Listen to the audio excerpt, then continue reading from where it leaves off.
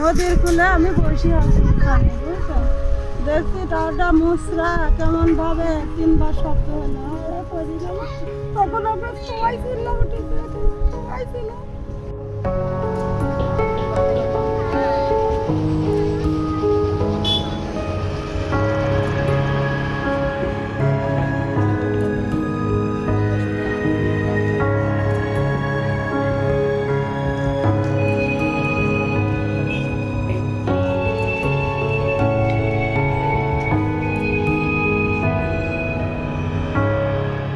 আমাদের এই যে 3টা কারেন্টের খাম্বা নদীর মধ্যে পড়ে গেছে। আবার যদি এই রোডটাও যদি ভেঙে যায়, আমাদের বাংলাদেশে সব প্রান্তের গাড়ি এই রোডটা দিয়ে যায়।